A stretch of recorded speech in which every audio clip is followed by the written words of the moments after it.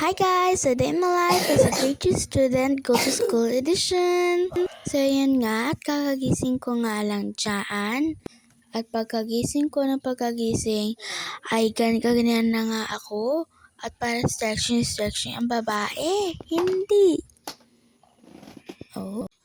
Ayan nga, at nagpapakute pa siya dyan. Huy!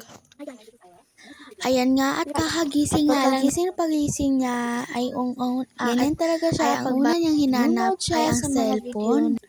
So, ayan nga, pagkatapos ko yung pansin ng aking kapatid, ay kakain na nga po tayo.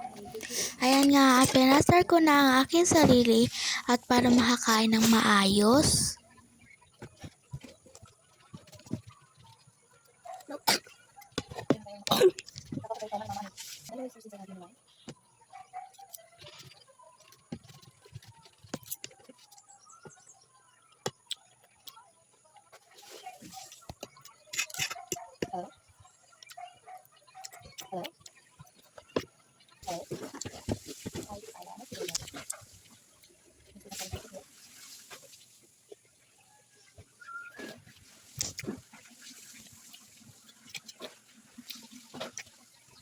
So, ayun nga, tapos na nga ako magayos dyan at maligo.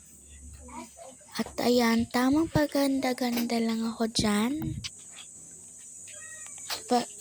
At pagkatapos ko ang magpaganda doon, ay ayan, nagsiskincare na mga ako para hindi dry ang aking face. Huy, face.